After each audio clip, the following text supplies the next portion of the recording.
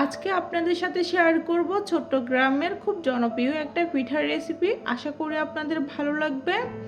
তো শুরু থেকে শেষ পর্যন্ত ভিডিওটা দেখার জন্য অনুরোধ রইল। তো চলেন মূল রেসিপিতে কি কি লাগতেছে। তো এখানে আমি 3টা সাগর কলা নিয়ে নিব। আপনারা চাইলে যে কোনো কলা দিয়ে করতে পারেন এই পিঠাটা।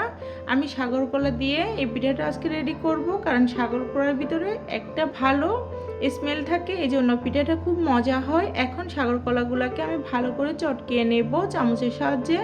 তো দেখতেছেন চটকানো হয়ে গেছে। এখন আমি 1 চামচ গুঁড়া দুধ আর পরিমাণ মতো গুড় দিয়ে দিচ্ছি। এটা গুড় দিয়ে করলে এই পিঠাটা খুব মজা হয়।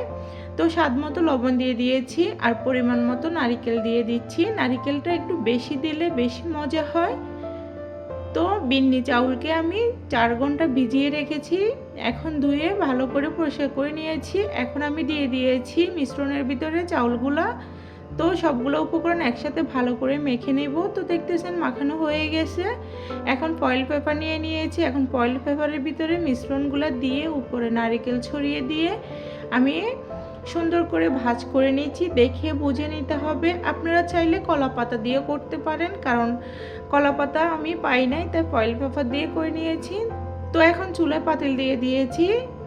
এখন পানি দিয়ে একটা গামছাকে ভিজিয়ে চারিদিকে বেঁধে দিয়েছি।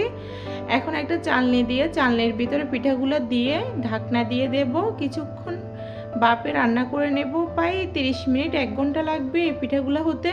তো ফাইনালি দেখতেছেন আমার পিঠাগুলো হয়ে গেছে। তো কেমন হয়েছে অবশ্যই কমেন্টস করে জানাবেন। তবে পিঠাগুলো খেতে খুব দারুণ। যারা চট্টগ্রামের আছেন তারা তো জানেন এই পিঠাগুলো কেমন হয়, আর যারা খান নাই তারা অবশ্যই ট্রাই করবেন। আশা করি ভালোই লাগবে। তো আজকের মতো এই পর্যন্ত, এখানে বিদায় নিচ্ছি। আল্লাহ হাফেজ।